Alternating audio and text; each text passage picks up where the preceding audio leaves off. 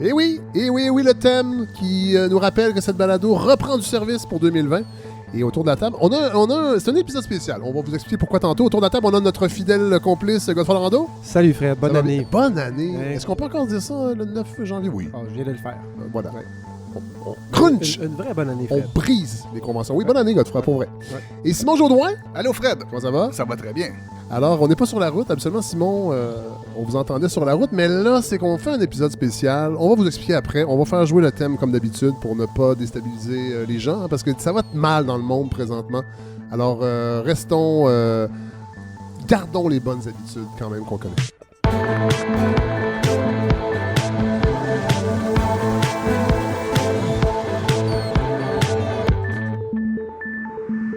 C'est le premier 2020, mais ça ne sera pas l'épisode régulier, c'est-à-dire qu'on n'aura pas un invité avec plusieurs chroniqueurs, c'est qu'on se fait plaisir, ça fait longtemps que je voulais en parler, que je voulais faire en fait cet épisode-là sur Plume la Traverse, parce que je suis un gros fan de Plume la Traverse, et j'ai découvert en vous connaissant un peu plus, Simon, que vous êtes vous aussi un grand fan de Plume la Traverse. Oui, nous avons ça en commun. On a ça en commun, entre autres avec plein d'autres choses, un retour d'âge qui commence à poindre, mais on est des fans de Plume, et je voulais dans cette balado, je sais que c'est pas de l'actualité directement, mais je trouve que Plume, on est en train de l'oublier un petit peu tranquillement, pas vite, dans le panorama culturel québécois, je trouve, et je trouve que son apport, ce qu'il a apporté en fait à l'écriture de chansons, entre autres, j'allais dire le songwriting, mais on n'est pas en France, mais je trouve qu'il doit être reconnu, et sur les plateformes numériques, il y en a des albums de Plume, mais c'est souvent des albums compilation, et on perd, il a fait beaucoup d'albums qui ne sont plus disponibles, qui n'ont jamais été même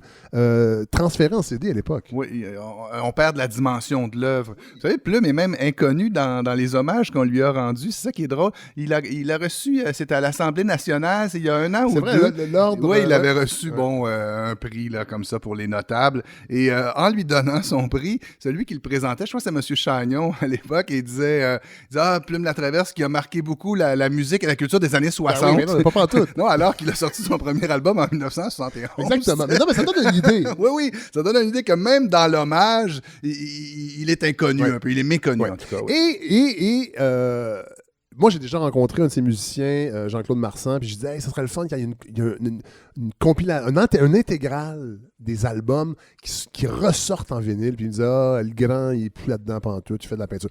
Alors là, on va se servir de cet épisode-là aussi pour lancer une bouteille à la mer, mais on va aller plus loin que ça parce qu'on va l'envoyer à Faneuf, qui est la compagnie qui gère la carrière de Plume, pour que puis je pense qu'on se porte garant de mettre des énergies s'ils ont besoin de nous, mais moi, je veux que les albums vinyles soient réédités. On est dans une mode, on est dans un revival du vinyle, et je pense que les albums de Plume, tous les albums de Plume qui étaient disponibles en vinyle à l'époque, ils devraient être remis sur le marché avec un beau vinyle 180 grammes, là, quelque chose de bien. De luxueux, ou même remis en CD à tout le monde. Oui, tout à fait. Parce que c'est un peu ça qui est dommage, à partir du moment où on est tombé dans les CD, les vinyles n'ont jamais été retransférés. Non. Comme la plupart des grandes œuvres, on peut les écouter au complet. Ouais. Et il y a un problème avec ça, parce qu'on va dire qu'il y a des compilations, on va en reparler comme le lourd passé de Plume la Traverse. La série, en fait, des lourds passés. La série des lourds passés qui reprend.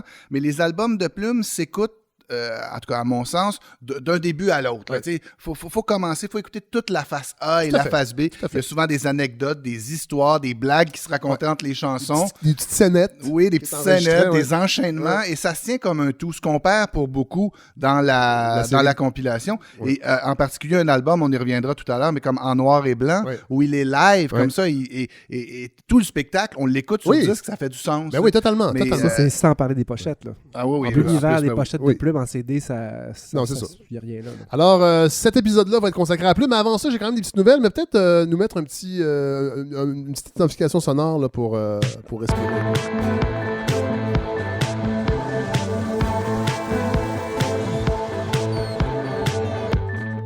Ben, il faut parler du site web, parce qu'il y a un nouveau site web. On a profité du temps des fêtes pour peaufiner ça. C'est Guillaume Pratt, qui est un auditeur, qui m'a offert gratuitement, en fait, c'est sa participation, entre autres, au projet, c'était de monter un site web sur une plateforme. Donc, un site web qui est un peu le point de chute, si on peut dire, de la balado. Pour les gens qui sont moins familiers avec les différentes plateformes comme iTunes, Google Podcast, ces trucs-là, c'est du streaming, mais on a un site web qui est lefredsavard.com parce qu'il y aura peut-être aussi d'autres projets en plus de la balado qui s'ajouteront. C'est pour ça que je trouvais plus simple de le mettre à mon nom. Donc, fredsavard.com, vous pouvez écouter tous les épisodes. À chaque semaine, ils vont être disponibles en écoute en continu, en streaming.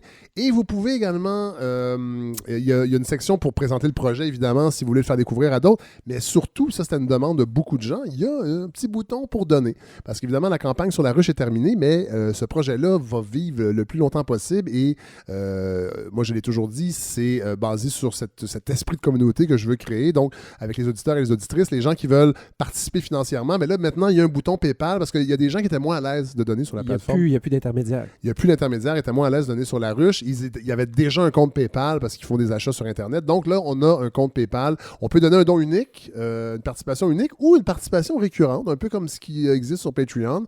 Il y a déjà un auditeur qui est allé d'un 5$ par mois, ce qui, je trouve, est un excellent modèle de participation qu'on suggère. 5$ par mois, donc 4 épisodes. Ça revient à peu près à $1,25 l'épisode. Je pense que c'est en bas de ça, là. Arc! Bon, alors fredsavoir.com, vous allez voir ça. Tous les épisodes sont là, donc facilement partageable. Et je veux vous dire aussi qu'en 2020, bien évidemment, ce projet-là va continuer de fleurir parce que là, dans l'ADN du projet, il y a l'idée de sortir en région et là, ça va se concrétiser bientôt, en fait. Même avant le printemps. Les dates sont plus ou moins confirmées, mais les destinations le sont. On va à la Baie-Comeau. On va aller en Gaspésie, on va aller à Rimouski, on va aller à Sainte-Camille, cette communauté rurale entre les Bois-Francs. Je pense que c'est Bois-Francs officiellement, mais c'est entre Sherbrooke et Thetford Mines, Sainte-Camille, qui, je pense, a un taux de retour de gens qui viennent s'installer dans la région phénoménal. Et il y a vraiment des projets extraordinaires qui se passent là-bas. Alors, on va aller faire un épisode là-bas.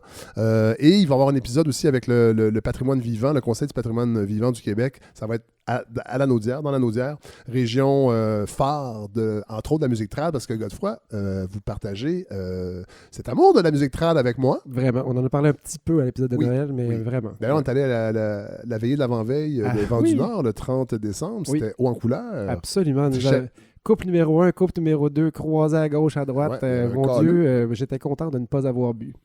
Ouais, moi j'étais un peu enrhumé, donc j'avais pas le ressort pour aller danser des quadrilles avec des inconnus. J'ai regardé la piste de danse assez longtemps avant de me lancer. Oui. Vraiment. Vous êtes comme ça, vous? Oui, j'ai attendu que vous partiez parce que je me sentais comme dans votre ombre. Oui, une fois parti, vous avez pris vos ailes. Comme une fois qu'il est lancé. Hein. Mais moi, il faut que je quitte un projet, ça laisse plus de place aux gens, il paraît. Oui, j'ai entendu ça à la radio. Parlant de place, il y en a un petit peu moins encore dans votre salon. J'ai remarqué, Simon Jaudoin, vous avez gardé votre sapin? Ah ben oui. Ben bravo, moi aussi, parce que... Moi aussi, certains. Bon. Ben non, mais il paraît que c'est les rois où il faut se débarrasser du sapin. Bon, on est des anarchistes, nous. Ouais. Vous allez le toffer jusqu'à quand, votre sapin? En fin de semaine, là. Oh, ouais, on le garde. Donc, ça garde l'esprit un peu. De toute façon, on n'avait pas le temps, en fait. Oui, il vient un moment où quand toutes les branches pointent par en bas puis les boules tombent d'elles-mêmes, où là, je commence à y songer. Ouais. Mais j'aime le sapin de Noël, j'aime les lumières de Noël. Et puis, si je peux le garder le plus longtemps possible, je l'achète tard pour ça. Ah ben moi aussi. Pour l'espérer, tout le temps des fêtes. Puis autour du 16-17 décembre, là, avec les enfants, on va acheter le sapin. Il faut le décorer. On le décore. Puis c'est des beaux moments. Là, dites-moi, Godefroy Larando, qu'est-ce qui va vous animer, vous, en 2020? Parce que vous allez être avec nous de façon récurrente et assidue. J'espère bien. Ben oui. C'est dans mon horaire. Qu'est-ce qui va vous occuper? Ben, ce qui va m'occuper, Fred, déjà là, ça va être un peu d'inquiétude. Parce que je parlais de mes enfants, de Noël. Pas l'Iran toujours, là? Ben, un peu, mais je suis inquiet pour ma fille. Ah! Oui, ma fille. Parce que vous savez que la série Fugueuse reprend l'antenne. Oui, et puis là, ça sème l'inquiétude en moi. Parce que ma fille, voyez-vous, est très mignonne, elle est gentille, elle aime plaire, elle veut faire plaisir aux gens. Ben, on va peut-être j'ai peur qu'elle devienne comédienne. Ben... Pour vrai. J'allais dire, on va peut-être se retrouver dans la police, mais je voudrais pas faire de divulgachage. Divulgachi. Non, je la surveille. Hein? J'ai une comédienne imaginée. C'est bien niaiseux. Mais ça a de bons textes. C'est vrai. Si elle a de bons textes, elle va s'en sortir. Oui. Et vous, Simon Jaudoin, je pense que c'est une grosse année qui s'en vient pour vous. Hein? Oui, quand même. Beaucoup de routes, beaucoup sur le projet Tour du Québec. J'ai l'impression de radoter à chaque fois que j'étais à votre micro. Je dois dire Tour du Québec 12 fois par émission. Mon cher Simon, le Tour du Québec est rendu chez mon père et je peux vous dire qu'il trône. Ah oui? Oh là là, qu'il y a des gens qui sont... C'est pour ça qu'il faut en parler. C'est absolument superbe. Puis quand en plus tu planifies un séjour quelque part, tu vas avoir 3-4 destinations présentées par des gens vraiment passionnés. Si on ne s'entraide pas entre nous, entre entreprises, Simon, qui va le faire? Vous pensez les Chinois? Je pense pas. Personne. Même pas les Québécois. Même pas les Québécois. Justement. Donc oui, alors beaucoup de routes en perspective. Et semble-t-il qu'on va même être appelé à aller explorer jusqu'à la baie James, tout ça. Et oui, donc beaucoup de routes avec vous aussi. Oui, il y a ça. On va en faire. Oui. Mais oui, j'ai même un peu le trac là, parce qu'il y a quand même pas mal de choses à faire dans la prochaine année. Mais je suis assez heureux d'être 100% consacré à ce projet-là maintenant. C'est un autre projet punk rock, ça. Ah oui. Moi, j'ai écouté. Ça me garde jeune, en tout cas. Justement, on sera pas dans le punk rock directement musicalement, mais on va l'être en esprit, justement, avec cet épisode consacré à notre amour de Plume la Traverse.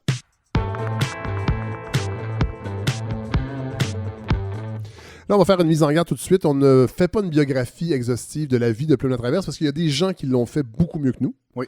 Entre autres, Mathieu Beauchamp avec sa série d'un plume à l'autre. D'un plume à l'autre. Oui. Il est encore disponible sur le site internet de Radio-Canada, d'ici première. Mais nous, on se consacre sur la discographie vinyle de Plume la Traverse. Et là, on a branché votre table tournante sur notre console. Fait qu'on on va faire jouer des vinyles. Et on va parler des albums parce que parler de la carrière musicale de Plume la Traverse, c'est aussi parler de l'histoire musicale moderne québécoise. Je pense qu'on peut dire ça parce que ça s'étend quand même sur 40 ans. Oui, et soyons sans prétention là, dans cette démarche-là. Allons-y, comme des amis plumeurs là, on est des fans. Qui parlons. On est des fans et moi, je collectionne plumes depuis le secondaire 1 là, et j'ai partagé une grande partie de ma vie avec lui. Il ne le sait pas, mais moi, je le sais comme vous, d'ailleurs. C'est parce que c'est souvent ça, je me rends compte, Plume la Traverse, c'est qu'on le découvre au secondaire. En fait, on découvre une voix qui s'exprime dans la même langue que nous et qui se sent... Moi, en tout cas, c'est ça que j'ai découvert. C'est comment je me sentais avec quelqu'un qui mettait en mots ce sentiment-là, un peu d'être un mouton noir, d'être un outcast, un peu d'être la 5e roue du carrosse. Je ressentais ça un peu au secondaire. Ce côté baveux, ce côté hirsute, ce côté tout croche et ce côté fondamentalement québécois. Et j'avais jamais rencontré une voix comme ça. Puis j'écoutais de la musique, j'écoutais d'autres affaires, mais quand je suis tombé sur Plume, ça a été vraiment une révélation. Oui, et il a cette capacité, comme certains musiciens country qui ont leur public, qui sans faire de publicité, sans qu'on les entende vraiment à la radio, vendent des milliers et des milliers de cassettes. Souvent, c'est les meilleurs vendeurs. Et Plume a cette capacité-là, justement, de rejoindre les gens dans leur intérieur, là, mais au sens domestique du terme. Ça joue dans les maisons, ça joue dans les camions.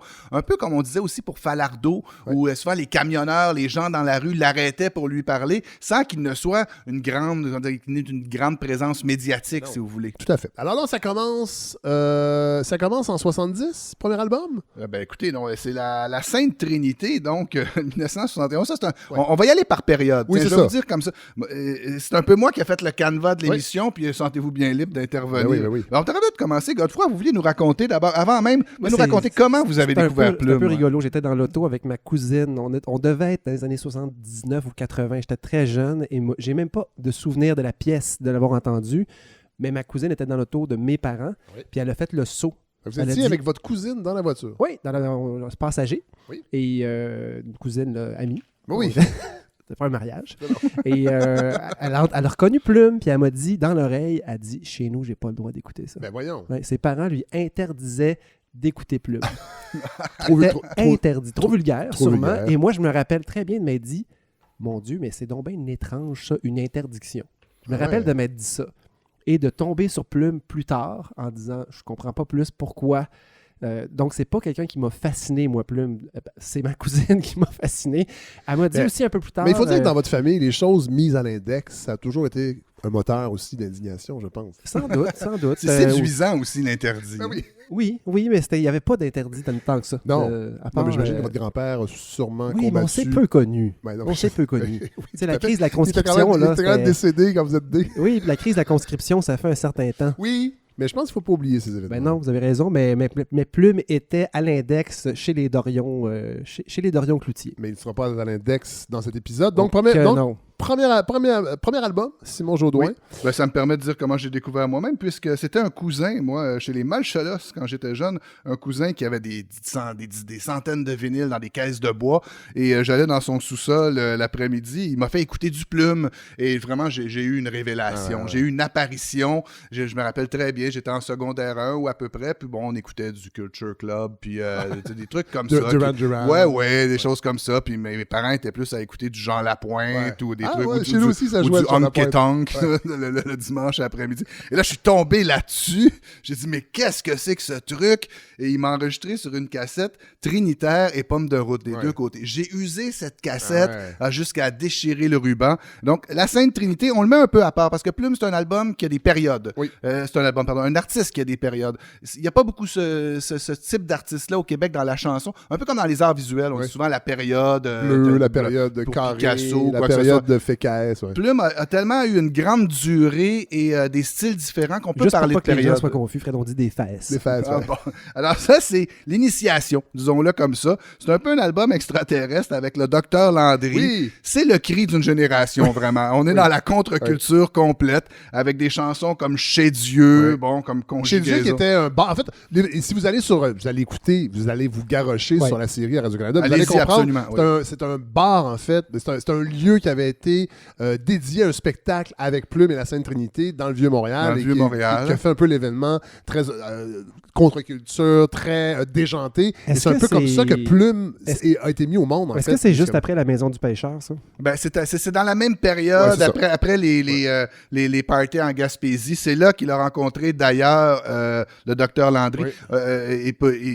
Vous pourrez voir aussi dans un film qui s'appelle Orage électrique, que vous allez bien trouver facilement il est sur YouTube, où ils se sont... Dr Landry jouait du saxophone, de la flûte, et Plume de la guitare. Ils se sont mis à jouer de la chanson. Mais c'était vraiment, comme on dit, la bohème. Et à l'époque, Percé était un peu le penchant de Cape Cod, ou Provincetown, où la contre-culture allait se rassembler. Et la place Jacques-Cartier était un endroit où on trouvait des lieux underground, ce qui n'est plus le cas aujourd'hui. Donc, en tout cas, cet album, La Sainte Trinité, simplement pour se donner une idée, j'ai choisi une chanson. Mettez la Plume, pas Plume, mon Dieu, je vous appelle Plume. Merci.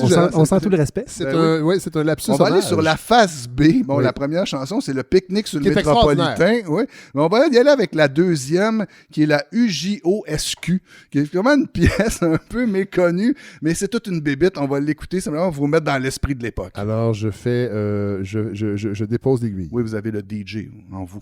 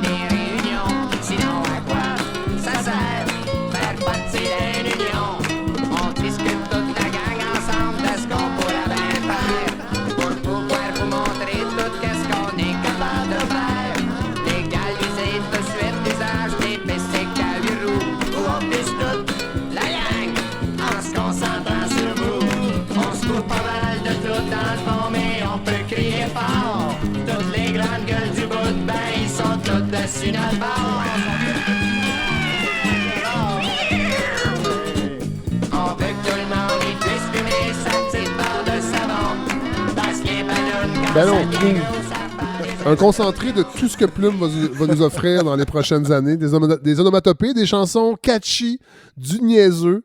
Et un petit côté aussi critique sociale qui n'était pas nécessairement à l'avant-plan de l'œuvre de Plume, mais qui a toujours été là un peu en filigrane. Et dans ce cas-ci, une guitare franchement sloppy. Ouais, tout à fait. Je sais pas qui joue, je sais pas.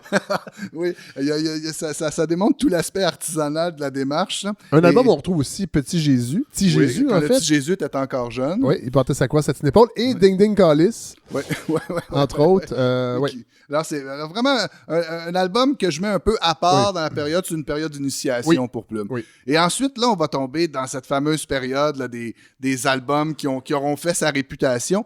La plupart des gens qui connaissent Plume l'auront sans doute rencontré par ce fameux album Les plus pires succès de Plume la Traverse. C'est souvent l'album qui traîne dans un chalet, là, quand on loue un chalet ou quand on joue dans les vinyles. On tombe sur celui-là que c'était beaucoup vendu. Et là, on va tomber dans une séquence où il fait à peu près un album par année à cette époque-là. Donc, Plume Pudding, Le Vieux Chausson Sale, Pomme de route, À deux faces et Plume en noir et blanc. C'est vraiment coup sur coup des albums. Je pense que parfois, il y en a 2 par année.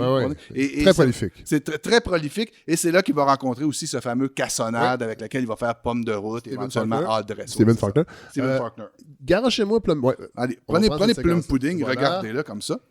Mais les vieux chaussons sales, là, c'est la pochette la plus dégueulasse peut-être du monde entier. Oui, Le Vieux Chausson Sale. Je suis assez content. Sur ma pochette, moi, j'ai même l'autocollant avec Bob Epine, le premier enregistrement mondial. Un autocollant qui était une pièce rare, je vous dirais. Mais oui, ça, si on mettait comme ça, ça n'a aucun bon sens, en fait. Si vous permettez, Simon, moi, je commencerai avec... Allez-y avec une de votre choix. Là, avec la première, qui est quand même extraordinaire. Sur Plume Pudding, celle-là. Le gros flash mode. Ouais, ça, c'est magnifique.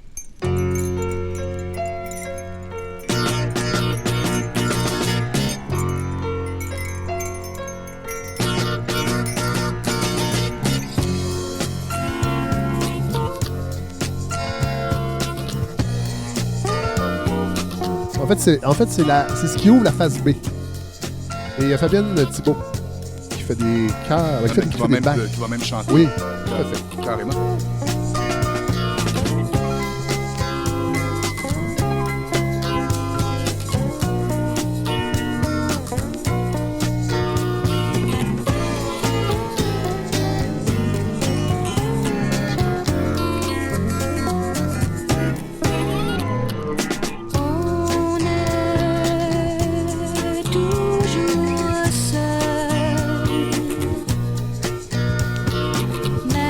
Déjà là, parce que Plume, sur cet album, entre autres, il y a Rideau, il y en a plein, Pas Petite Fille, bon, des chansons plus connues, mais tout au long de la carrière de Plume, il y a un côté latin qui ressort souvent, qui est pas totalement assumé. Là. C'est pas quelqu'un, parce que c'est Plume aussi de pas assumer ça totalement, mais on sent quand même un petit côté, sur le plan de la rythmique, entre autres, un petit côté latin, qui va revenir avec des chansons un peu bossa nova, entre autres, le tango des concaves.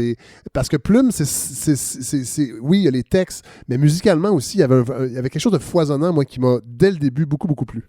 Oui, l'exploration de divers styles musicaux aussi. Et cet album-là, évidemment, comme vous l'avez dit, il y a Rideau, ce fameux, si vous payez le cognac, Calvaire, des choses comme ça, Les Brassières, Ne pleure pas, Petite Fille. À lui tout seul, cet album-là est presque un meilleur succès. Mais justement, on voit déjà, on va se rappeler beaucoup moins de chansons comme Encore des mots, des choses comme ça, ou même le gros Flash Mauve qui passait un peu plus inaperçu dans cette folie. Et on voit déjà aussi Plume qui va vouloir donner des noms de groupes. À chaque album, il va à peu près changer de nom de groupe. Oui. On essaiera de les mentionner au fur et à mesure. Dans celui-ci, donc, le nom du band, c'est Les Malotrous. Bon, voilà, il va comme ça, avec Plume Pudding.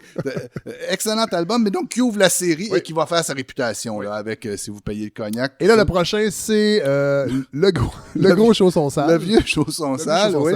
Bon, OK. Ça aussi, il y a beaucoup de chansons méconnues là-dessus qui ont été supplantées par une seule, qui est Bob Epine. Oui. Qui a vraiment été là. C'est mythique. Ouais. On le dit dans la carrière de Plume, où souvent il va dire il ne veut plus chanter Bob Epine. Ça a été la chanson. Ça a été le cri. Ouais. Il le dit lui-même quand on le questionne là-dessus. Mais et des chansons comme L'hiver, il fait pas chaud, même si l'hiver est beau, tout ça. Mais il y a des chansons aussi qui sont restées un peu plus rock'n'roll du Grand Flamou, évidemment. Le tango des concaves. Le Grand Flamou, on l'apprend un peu dans la série Radio-Canadienne, qui est Serge Chapelot, en fait, parce que Serge Serge Chapleau apparaît sur plusieurs chansons de cet album-là et chante même. En fait, c'est lui qui fait le solo d'harmonica sur le rock'n'roll du Grand Flambeau parce que c'était un harmoniciste à l'époque, il dessinait déjà, mais il avait rencontré Plume, un peu chum de bum, et il lui a demandé de participer à l'album et on entend Chapleau chanter, entre autres, c'est sur la face A, je pense que c'est la chanson, je pense que c'est le Stella Daily Breakfast Blues. Ben tiens, mettez-la donc. Elle est méconnue, celle-là, donc on va y aller avec ça. On entend le cric-crac.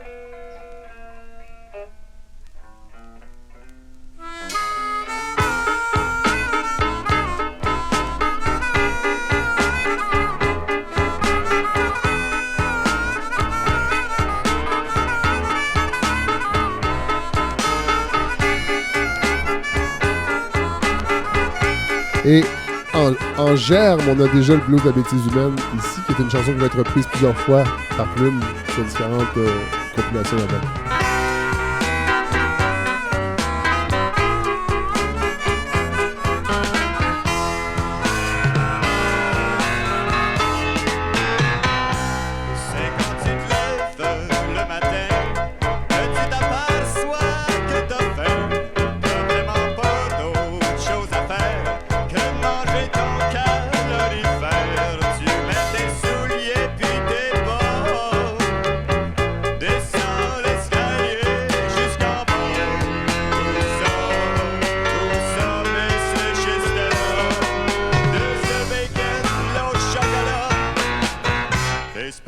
Alors, on a reconnu Serge Chapleau. Oui, dans sa prime jeunesse.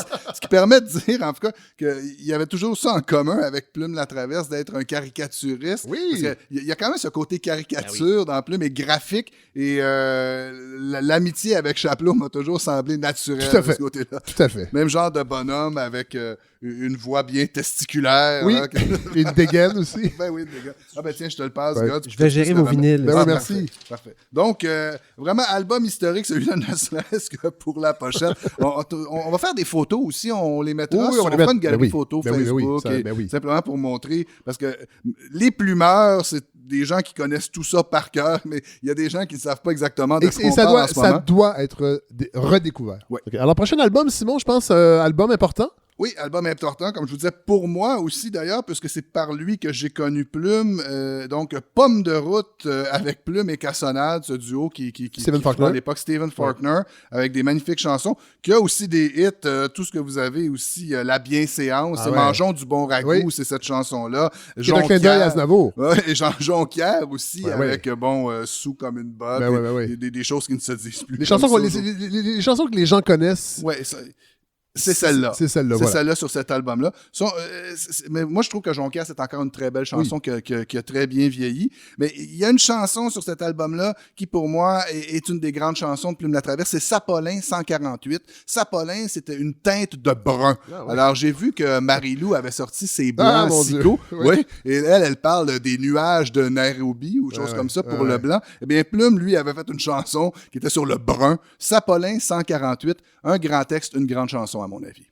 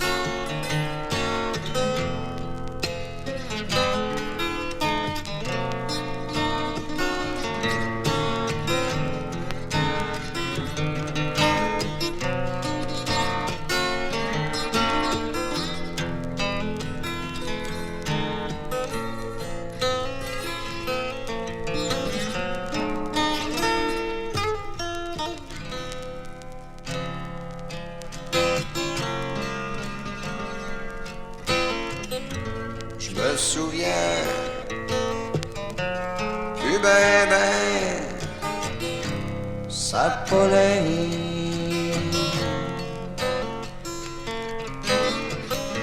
Je me sens loin de mes premiers parties, sa rue de mai. c'est qu'il nous reste à faire quand on sait même plus à quoi ça sert? Que c'est qu'il nous reste à faire que de rêver? On parlait tantôt de Jonquière, ces chansons-là, qui, oui, sont encore de belles chansons, mais moi, c'est ces chansons-là. Il y a eu UFO aussi au début de cet album-là, mais je trouve que c'est ces chansons-là moins connues, mais avec un Plume la traverse moins dans la caricature aussi, qui est plus, je dirais pas émotif, mais plus à fleur de peau. Je pense que oui, c'est cette partie-là qu'il assumait de plus en plus. Moi, je trouve qu'aujourd'hui, c'est ces chansons-là qui se sont bonifiées avec les années. Oui, tout à fait. Et on sent qu'il y a du temps qui a passé aussi. Dans une chanson comme celle-là, c'est manifeste parce qu'il y a de la nostalgie. Il parle du temps qui a passé. Je mentionne aussi la chanson Hold Up, qui est une belle chanson qui est jouée au piano et chantée par Cassonade. Qui a été reprise par les Charbonniers. C'est ce que je voulais vous dire. Oui, par les Charbonniers sur Nouvelle Fréquentation. Donc, ceux qui veulent faire un peu d'exploration plumesque, allez, magnifique album, soit dit en passant, Nouvelle Fréquentation. Et cet album-là, Pomme de route, c'est un des seuls qui est numérisé au complet aussi. Donc, lui, vous allez le trouver sur les plateformes numériques d'un bout à l'autre. Et c'est dans ces albums-là, c'est un des albums, je trouve, où commence l'espèce de narration de l'album au complet. Ça, il faut l'écouter d'un bout à l'autre et vraiment prendre le pouls de tout ce qui est raconté là. Donc, magnifique album. Prochain album n'est pas du tout sur les plateformes. Et assez rare, même en vinyle. Moi, je l'ai découvert il n'y a pas si longtemps, à Deux Faces. À Deux Faces, ça, c'est un des premiers que j'ai eu aussi. Et ça, là-dedans, il y a de tout. Il y a des chansons très connues et des chansons pas connues du tout. Il y a des objets assez loufoques là-dessus. Comme la lettre à Charlot. OK? C'est peut-être ça qu'on devrait faire jouer. Vous voyez, il est tout égratigné. Là. On va entendre cric-crac. D'ailleurs, vous avez vu que mes albums, je les ai presque traînés en voyage. À l'époque, on n'avait pas de iPod. Hein? Non. Donc, quand on partait comme ça à la campagne, dans le coffre de la voiture, on les amenait, à chaleur, avec nous. Ça gondolait un peu. Ben oui. Je dirais que la petite Vénienne et le gros Torieux sont sans doute... mais qu'on retrouve je pense que c'est sur le blanc ou le rouge du lot passé, parce que les plus... dans les compilations. Absolument, on les identifie par couleur, là. Pas par volume. Oui, mais la petite Vénienne et le gros Torieux, que Plume refait d'ailleurs dans son dernier spectacle. Ça m'a très surpris de l'entendre la refaire. Ah oui, sur moi, le soir, je suis allé à Oui, il a fait la petite Vénienne. Il faut que je retourne voir ce spectacle, absolument. Et là, il y a des chansons comme... J'ai les dates à la fin, parce qu'il y a plein de dates. Plume, il se promène partout au Québec jusqu'au mois de juin. 5 tes breaks, des chansons qui n'ont aucun bon sens, comme ça. Le retour à la terre. Ça veut dire 5 tes breaks? Ben, ça veut dire de mettre des breaks à front. Ah non? Ah ben, je vois ça. Oui, c'est se faire vomir quand vous êtes sur la brosse et que vous sentez que votre unité de digestion ne sera pas fonctionnelle alors au lieu et pour recommencer à boire, 5 tes breaks, c'est un investissement, en fait. C'est pas bon, J'ai toujours su que vous aviez plus d'expérience que moi en ces matières. Oui, voilà. Donc, mais il y a des belles chansons comme Motel Horizon là-dessus. Je ne sais pas qu'est-ce qu'on devrait faire jouer, mais je pense que la lettre à Charlot... Allons-y avec la lettre à Charlot. C'est un extraterrestre dans l'Ève de Plume. Alors, on va écouter ça. Ça vaut la peine. Là, vous êtes sur Salut Soleil, qui est la première chanson. Reprise par Vincent Vallière. Oui, magnifique chanson aussi. Alors, lettre à Charlot. Ouais. On écoute un peu de poésie. On en redécouvre. Je m'en rappelais plus. Les hommes de mon âge, Charlot, figent la nature et les choses de la nature. Ils verrouillent le moindre caprice de la vie parce que ils ont peur d'être troublés dans leur sommeil. Ils ignorent que la gorge des gars de ton âge, c'est comme une serre chaude par où s'enfoncent nos nuits blanches, que le sourire des fillettes de ton âge, c'est comme le bonheur des fleurs à genoux. Les hommes de mon âge, Charlot, contournent les bras de la Alors ça, c'est l'album à deux faces. Oui, à redécouvrir. Oui, absolument à redécouvrir. Oui, on a fait vraiment des sélections. Il y a une très belle chanson, Circus, là-dessus aussi. À deux faces, c'est sorti en 1976 et c'est le deuxième album sorti en... En fait, il y a eu 2 albums en 1976. Il y a eu également une captation d'un spectacle qui est un classique de la discographie de Plume en noir et blanc. C'est un des premiers que j'ai découvert, moi. Oui, Plume en noir et blanc, c'est un... Et c'est un très bel album où on sent qu'il communique avec la foule. C'est un aspect chansonnier. C'est vraiment aussi. une captation. Là. On a les entre-chansons, on a les présentations, il déconne, il joue beaucoup avec le public également. Ben oui, il y a même une chanson qui s'appelle Parlage, je veux dire, parce qu'il parle aux gens. Oui. Oui, et ça, c'est un très... mettez donc ça, Parlage, un peu, ça dure une petite minute 45, là, c'est sûr. Et là-dessus, il y a... Bon, évidemment, il faut qu'il nous dise stéréo un bar, stéréo de l'autre.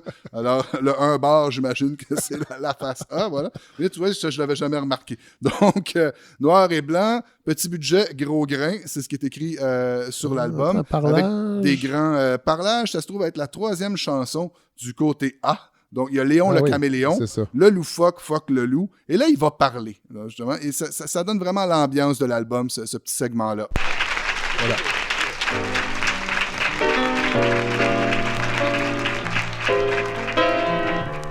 Wow! Y'a personne qui t'aime quand t'es grosse pis laide. Je serais triste comme un marxiste et frustré comme un poète maudit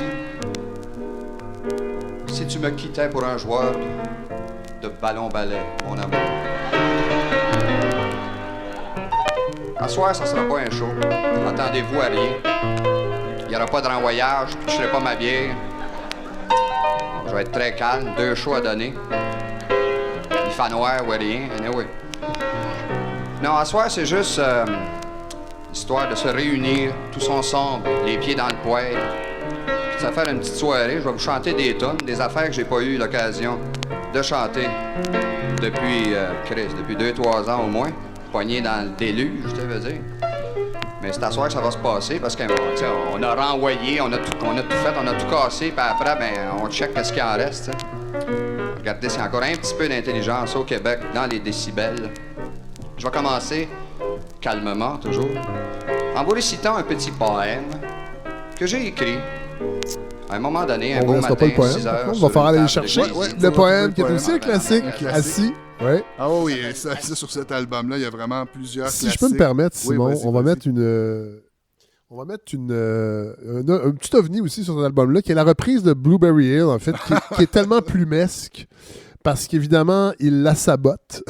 Je pense que c'est sur la même face. Non, c'est de l'autre côté, et vous allez vous diriger à la 3e piste. Donc, il y a le blues de la bêtise humaine là-dessus, Terre de soleil, et ensuite Blueberry Hill.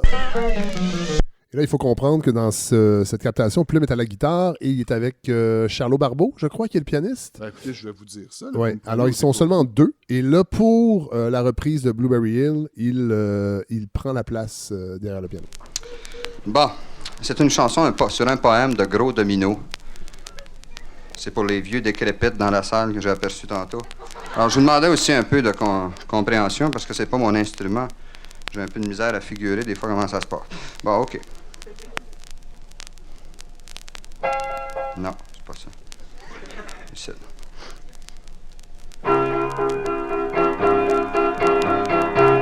I found my trail on Blueberry Hill.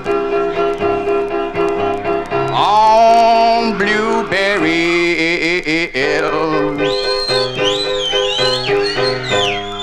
where you know I'd love you, babe, but you're the wrong color. Where I found you. Ooh.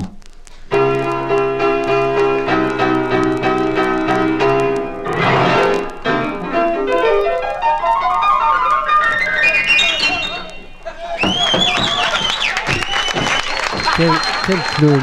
Merci. Quel cabotin. Ouais, là, j'ai hâte de voir si la succession de Face Domino va nous demander de retirer la reprise de l'épisode. Et ils mangeront du caca. Alors voilà, Godefroy, je vous mets ça au rangement. Des Avec grands, plaisir. grands moments sur cet album-là. Oui, vraiment. Léon le caméléon, le loufoque, fuck le loup, des belles chansons. Qui est disponible en CD, je crois, cet album-là. Moi, je l'ai déjà eu en CD. Ah, possible. Oui. Moi, je ne sais pas, ça à vérifier. Oui. Mais ça fait partie, en tout cas, c'est l'exemple type d'un album qu'on doit écouter au complet d'un bout à l'autre. C'est une performance. Oui. Sinon, ça fait un peu détaché. Et vraiment, il y a des moments là-dessus, comme Terre de Soleil, où il demande au public de jouer le rôle de muette. Les hippocampes, les cochonneries, les cochonneries sur le bord de la place. Ça vire en délire complet. Totalement. Et il y a même La Vie aussi, qui est une chanson qu'on retrouvait sur le premier album, qui est aussi une des premières chansons composées par Plume et qui est peu connu et qui nous montre un Plume vraiment vulnérable. Oui, tout à fait. Et très poétique, justement. Mouton Noir, grande chanson aussi, évidemment. Alors, et sa fameuse chanson qu'il mettra parfois dans l'embarras, c'est un vieux nègre qui lui n'était pas enregistré à cette captation-là, qui a été rajoutée par la suite. Donc, tout ça enregistré sur le 4 pistes, le 4 tracks à fauteux, mixé au studio La Girafe. Tout ça est très plumesque. Donc, magnifique album en noir et blanc. C'est quoi l'histoire de la toute vieux nègre? Est-ce qu'on la connaît? Ben, il n'y a pas d'histoire, c'est qu'il a fait une chance. Parce qu'il y a quelques... Ça n'a aucun bon sens. Mais Plume, des fois... La première fois que j'ai été à la gare centrale de Montréal.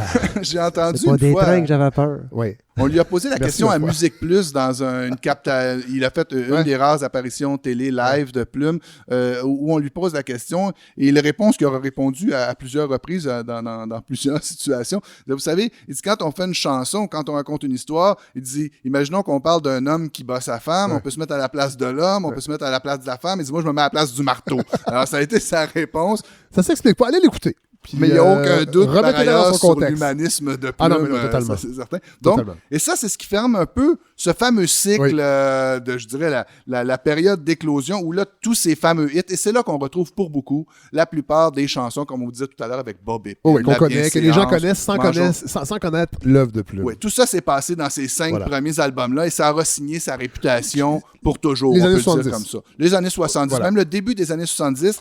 Et là, on va arriver dans une époque charnière. Attendez, non, mais vous avez parlé de Bob Épine en disant le cri. Puis on parlait de Plume, on disait que c'était le grand escogriffe. Puis quand je suis allé le voir à la 5e salle de la Place des Arts, il était... non, c'était pas la 5e salle, mais c'était une toute petite salle. Oui, c'est la 5e. Et bon, je me demandais si c'était pas le même spectacle que vous avez vu. C'est quel? C'est pas pareil? Non, en fait, c'est la suite, mais c'est dans la même série. C'est-à-dire que c'est des chansons qu'il n'a pas fait souvent. Ce spectacle-là date de 4 ans, je pense. Il y a eu Récidive. Nous, on a vu Récidive, et là, présentement, c'est Séquelles. Il y a quelques moments dans Récidive parce qu'il est tranquille, puis bon, il nous parle bien tranquillement, on le reconnaît, mais il y a 2-3 moments où il lâche des cris et il est tout là. Il est pareil. L'énergie pas du bohème, mais du punk, du tough. Oui. Puis, tu sais, il racontait une blague de vieux bonhomme qui se lève. Puis quand il se met à crier, je veux dire, c'était le Plume des années 70, c'était le même. Ouais. Moi, ça m'avait frappé. Ouais. Il est encore là. On le retrouve quand on le voit en spectacle. Et à la fin de l'épisode, je vais vous donner les dates. Il y en a plusieurs. Il va se promener partout au Québec. C'est pour ça que je voulais qu'on fasse cet épisode-là. C'est que Plume, il est encore là. Il fait encore des chansons. Et on peut aller le voir en spectacle. Profitez-en. Je dis pas que c'est son dernier, mais il est dans la mi-74, 75 ans. Voilà. Et c'est ce que j'ai aimé quand j'ai vu les deux à la 5e salle de la Place des Arts. Mais c'est l'espèce de décorum aussi. Parce que je l'ai vu à plusieurs reprises. Moi, je l'ai vu au Café Campus à l'époque. C'était à côté de l'Université de Montréal. Au Francophonie dans le temps. Dans des parties incroyables. Et là, à la 5e salle, il arrive avec un petit salut. Et l'espèce de décorum, on voit la noblesse du bonhomme. Mais il va être au Théâtre de Maisonneuve ce printemps. Ah oui? Je pense qu'il va terminer. En tout cas, j'en parlerai tantôt. On essaie d'y aller ensemble. Ben oui, ça serait le fun, oui. On se fait une sortie. On trouve des billets. Bon, prochain album, gros morceau. Gros peut-être morceau. mon préféré, je pense. Oui. Aujourd'hui, j'ai du plaisir à écouter. J'ai été un gars très chanceux parce que moi, j'ai trouvé Plume. Je l'ai découvert à cause de l'album Noir, dans lequel il y avait un ramassis de plein d'affaires. C'est le lourd passé, ça. Entre autres, Élégie. Oui. Que mon père avait dit, mais qui chante ça? Puis il n'avait pas reconnu Plume. Et j'étais parti à la recherche en entendant Ma porte de Shed. Là, je m'étais dit, coudonc, c'est-tu un chanteur qui fait du progressif, ça? Parce que moi, je tripais sur le prog dans le temps, sur le vieux Pink Floyd. Et là, en fouillant dans les vinyles de ma belle-mère, j'étais tombé sur celui-là. Aldress. Sur Aldress. Aldress, dont juste l'apparence est un voyage. Encore une fois, on va mettre des photos. Celui-là, c'est... Lui aussi, on peut le trouver en CD. Oui. On voulait parler aussi des différents noms de groupes que Plume a pu se donner. Donc, évidemment, il nomme le personnel au début, donc cuisinier en chef et producteur, Plume la Traverse, accompagné par le groupe En Cachette des Femmes.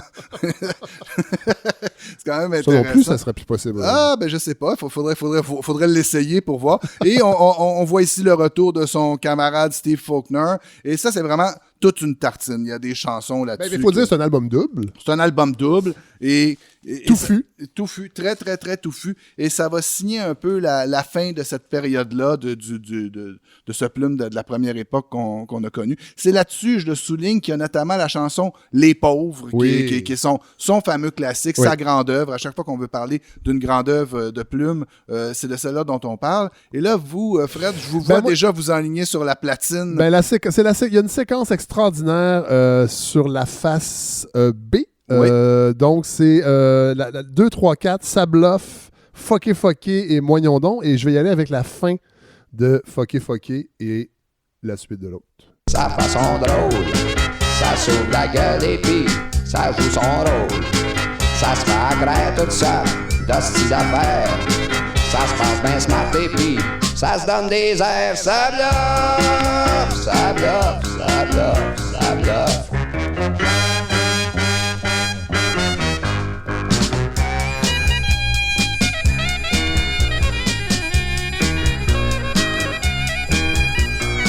Ça s'imagine d'avoir ben du plaisir. Ça oublie même de se taire pour mieux se mentir. Ça cache le vérité dans le fond de le poche. En dessous de le fric avec le doigt tout croche. Ça bluffe, ça bluffe, ça bluffe, ça bluffe.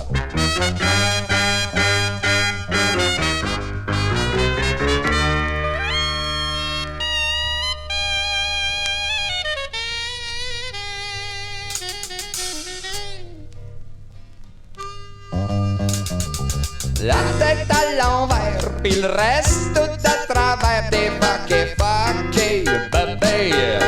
Fucké, bébé. Les yeux dans le même trou, 2 pouces en bas des genoux. T'es fucké, bébé. Fucké, bébé. Les 4 fers en l'air, pis les culs. On se rendra pas malheureusement au Côte en Prélard, mais un album extraordinaire, et je le répète, qu'on peut trouver en CD pour les gens qui achètent encore des CD. Et il n'est pas disponible sur les plateformes? Oui, il est disponible sur les plateformes numériques, lui aussi. Il y a vraiment des belles chansons. Puis c'est un album double, alors on a le droit d'en faire passer 2. Oui, okay, tout à fait. Alors, sur une des chansons phares pour moi, qui est presque un des hymnes de ma jeunesse, c'est sur la face A, donc juste de l'autre côté de celle que vous utilisiez à l'instant. Et c'est la deuxième, avec Moi, j'aime pas ça, travailler. Anecdote, au secondaire, quand j'écoutais cette chanson-là, ma mère était découragée parce que là, je sais qu'elle écoute la balado, elle sera pas contente. Elle disait, mais là, franchement, il faut travailler dans la vie, l'argent, ça tombe pas du ciel, puis j'espère que tu seras pas comme ça, puis que tu vas travailler. Elle prenait Plume au mot. Ben, allons-y. Et ce qu'il faut faire avec Plume, il faut le prendre au mot. Ben oui.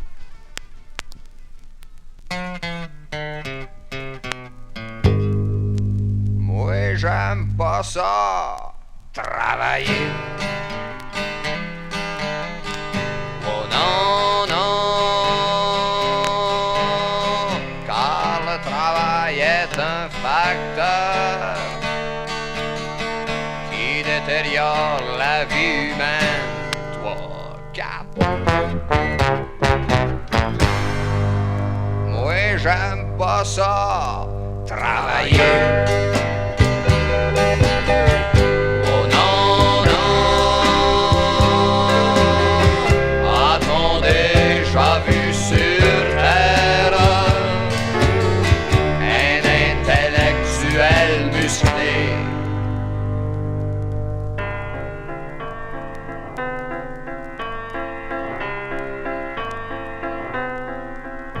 Travaille comme un chien toute la semaine pour récolter tout juste de quoi bouffer. Pour toi la vie, c'est de la rengaine. Tu travailles trop mon gars, t'as même pas le temps de penser. Grand classique également. Voilà. Une chanson que je disais à ma mère. Chanson, c'est toute la prochaine chanson thème du prochain congrès de Québec solidaire. Vous voyez, c'est ça. Mais il disait pas qu'il voulait pas travailler, il disait juste qu'il aimait pas ça. Il aime pas ça, voilà. Fait que c'est pas un paresseux. Il aime pas ça. C'est à toi de ma tête, juste de tes bras.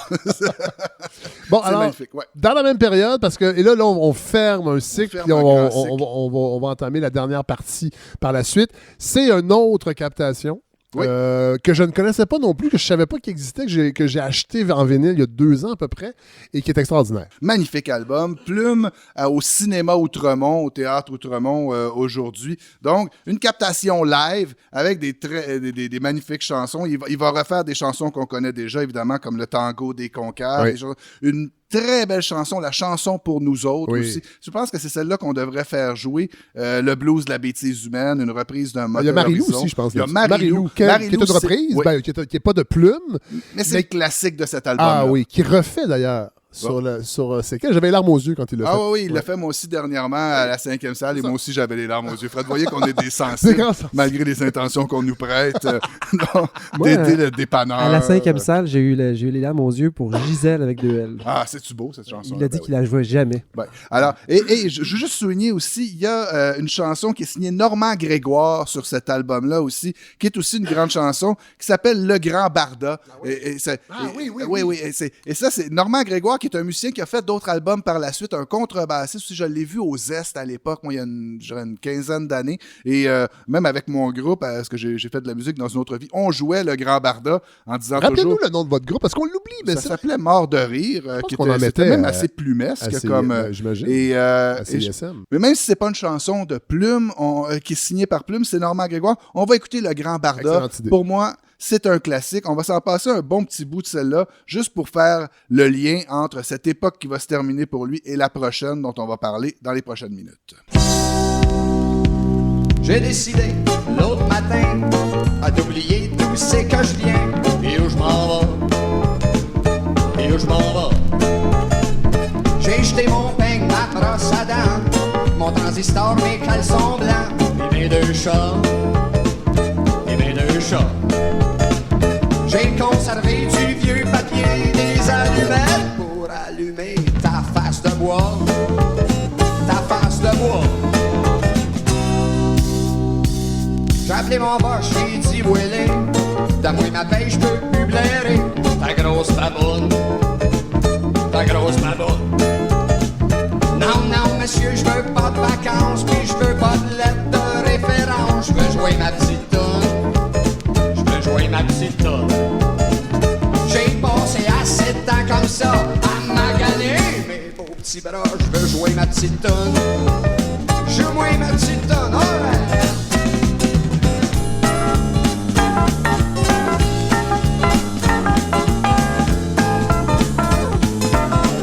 Ouais, là, on sent qu'on s'en va ailleurs. Quel texte quand même. Ah oui. Des allumettes pour allumer ta face de bois. Alors c'est ce texte de Normand Grégoire, vraiment une magnifique chanson de Plume. Peut-être un peu méconnue celle-là aussi. Je ne sais pas si elle s'est retrouvée sur les compilations. Je ne penserais pas. En tout cas, et c'est encore une fois un exemple d'un album qui devrait être réédité en entier. Totalement. C'était une grande performance et un magnifique spectacle. Oui.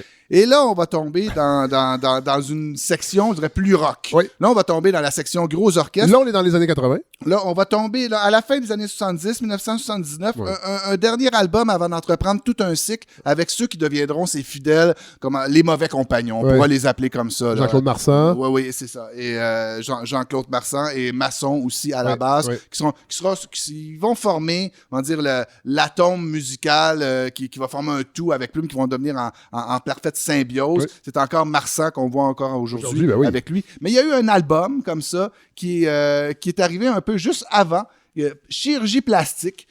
Album, encore une fois, assez méconnu celui-là, mais avec... et là, on voit qu'on va prendre une chanson, allez-y avec Cul-de-sac Rock. Oui. C'est la face B, simplement pour montrer vers quoi on s'en va avec Plume la Traverse, où vraiment là, il va tomber dans un rock vraiment électrique. Les années 80 s'en viennent, là, on va foncer à coups de camion.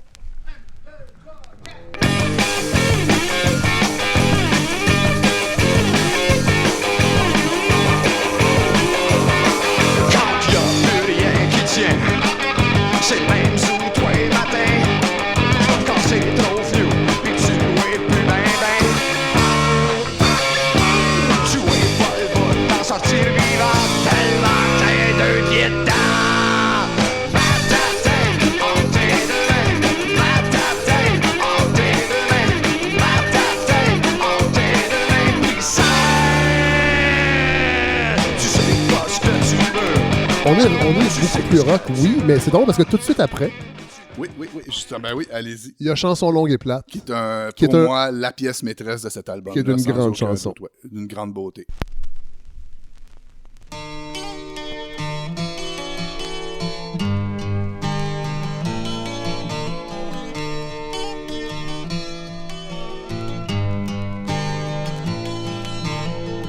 Ce soir, je ne sais pour quelle raison, je suis rempli de bonnes intentions. J'aurais envie de m'oublier et changer le monde avec des idées.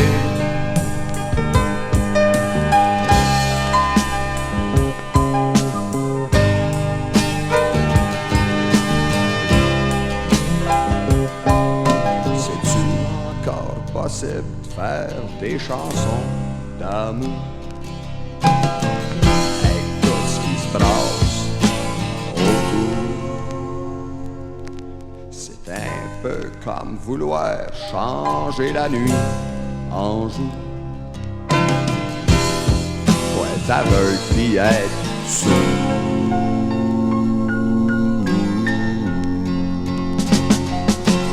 Viens dans mon amour, on va s'aimer toujours.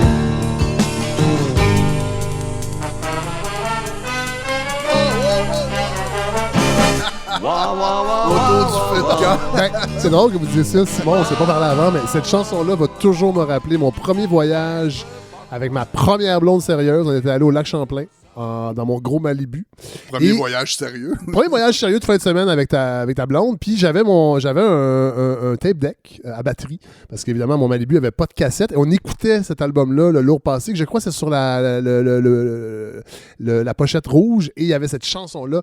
Et ça va toujours me rappeler ce week-end-là au lac Champlain, à faire du camping. Magnifique texte. Et tout de suite après, il y a Salut Trenet aussi, qui est une de mes préférées également, où Plume rend hommage à Trenet. Qui était une de ses influences, comme Brassens également, qui était un grand fan de Trenet et que Plume aussi est un fan de Brassens en même temps. Alors, c'est un excellent album. Et des chansons comme Assis entre deux chaises, magnifique chanson. Et cet album-là montre un peu, il y a vraiment les deux facettes de Plume. C'est vraiment toute une cuisine épicée, à la fois sucrée et à la fois piquante, comme avec le fameux rock qu'on faisait écouter. Les scènes de la vie conjugale, qui est un blues de 10 minutes. Oui. Séparé en 3. Ah ouais, avec des solos de guitare qui ne finissent plus. Vraiment, ouais. Et après ça, on a une petite chanson sur Trenet aussi qui apparaît comme ça. Ouais. C'est une petite blague comme Sainte-Totone Express. Ouais. Donc là, on a vraiment le Plume bien garni. Je dirais en pleine possession de ses moyens également. Oui, tout à fait. Mais la petite chanson sur Trenet nous explique un peu, dans le fond, c'est quoi tous ces petits calembours de Plume, toutes ces petites tounes courtes. Entre autres. Mais ça explique aussi comment Plume est un fan de Trenet et comment Trenet aussi... Moi, c'est ça, c'est parce que j'ai découvert Brassens beaucoup plus tard que Plume et quand j'ai écouté du Brassens, ça m'a frappé, dans le fond, comment Plume avait écouté du Brassens. Et je me rappelle, sur l'intégrale de Brassens, il y avait un jam entre Georges Brassens et Charles Trenet. Oui. Et Brassens avouait que c'était un grand fan de Trenet. Et là, de voir cet album-là, une chanson qui s'appelle Salut Trenet, que j'ai eu la chance d'ailleurs de faire un extrait à Belle et Bomme. Et j'insistais pour faire cette chanson-là parce qu'elle n'était pas connue, justement, et qu'elle vaut vraiment la peine. Et elle a été numérisée, Salut Trenet. Elle se trouve sur les compilations Le Lourd Passé, mais attendez que sorte l'intégrale en vinyle. Oui, que nous allons éditer, que vous nous allons et moi. Éditer, tout à fait. Mais ce qui est intéressant avec la chanson Salut Trenet, c'est comme si Plume, après toutes ces années de Bob Épine, de Mangeons du bon ragoût, qu'on le connaissait comme ça, comme s'il avait envie, lui, de venir dire, regardez d'où je viens. Oui, et de la chanson française. Exactement. Et Plume a toujours dit qu'il était un peu plus vieux que tous les groupes des années 60-70. Ouais. Lui, il se voyait un peu plus comme Sylvain Lelièvre, voyez, les chansons, les premières boîtes à chansons, les artisans, c'est ça. Il ne vient pas de tous ceux qui étaient plus inspirés par le prog rock, le rock progressif. La Californie, le Triple Acid, et Robert Charlebois, le Stitcho et compagnie. Ah oui, mais même, je dirais, Octobre, Harmonium, Beau Dommage, tous ces groupes-là qui travaillaient souvent ensemble aussi à l'époque. Lui était un peu outsider dans tout ça pour venir vraiment de cette chanson francophone-là. Et là, on l'avait peut-être oublié parce qu'on le voyait comme une espèce de bluesman, de gars qui est assez impoli. Quand il vient dire « Salut Trenet, vieille branche », c'est ce qu'il vient dire. Il dit « Moi, c'est ce que j'aime. C'est de là que je viens. » Tout à fait. Et bon, en fait, ça fallait le souligner. Et justement, puisqu'on parle de Trenet, on va s'en aller un peu en France, justement. Et là, il faut vraiment aller vous référer à ce fameux podcast. D'un plume à l'autre. Oui, D'un plume à l'autre de Mathieu Beauchamp pour voir qu'est-ce qui s'est passé, justement. Comment des gars comme Jean-Claude Marsan et Denis Masson sont tombés sur la route de Plume pour devenir les gars qui vont le suivre, qui vont lui dire, écoute, ta musique, là, c'est bon, on a bien du fun, on écoute ça, mais t'es un peu sloppy. T'es un peu broche à foin, comme vous le disiez tout à l'heure, on l'entendait dans les guitares parfois. Bon, OK, je veux pas dire que les musiciens n'étaient pas, étaient pas sur le rythme, là, mais il y avait un côté. Les autres, ils disaient, on va te faire un band en acier trempé. Tu vas être plus carré, on va être solide, et là, on va créer une fusion avec toi, et ça va paraître beaucoup sur les prochains albums. Ça va devenir une équipe. Et là, ils vont partir, il y aura toute cette idée où ils vont aller en France. Oui, parce que Plume a tenté une percée. Il en a fait une percée, c'est-à-dire qu'il a colonisé un peu l'underground français, si on peut dire, les plus petites salles, mais il a tourné plusieurs fois en France et il y a plein d'albums qui sont sortis. Et d'ailleurs, ce sont des collecteurs aujourd'hui pour les collectionneurs. Il y a eu des éditions françaises. Exactement. C'est ça. Ouais. Et là, on parle de French Tour. Là, on parle de French Tour, qui est le premier album, je dirais, chronologiquement, sur lequel on verra apparaître justement ces musiciens-là qui travailleront avec lui par la suite. Et c'est une espèce de reprise. Il y a des reprises de chansons qu'on connaît déjà qui sont vraiment bien faites. Comme Léon le Caméléon, là, c'est vraiment une version remaniée. C'est pas simplement qui est moins bonne que celle qu'on a. Moi, je l'aime bien, peut-être parce que je préfère celle dans noir et blanc. De tout. Mais c'est là-dessus qu'on trouve, il y a une chanson, il y a une reprise de 1000 après 1000. De Willy Lamotte. Oui, et là, on sent Plume dans la distance, on le sent loin de chez lui, et ce désir de reprendre cette chanson 1000 après 1000, qui est un classique de la chanson country. Oui. Vous allez voir, Plume, il met une petite touche. On parlait de musique latine ou bossa nova, samba, ça va être un petit peu inspiré de ça. C'est vraiment, vraiment une reprise intéressante.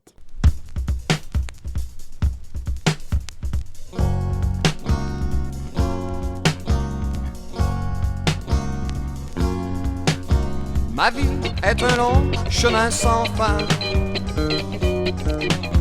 et je ne sais pas très bien où je m'en vais. Je cherche dans les faubourgs et les villes,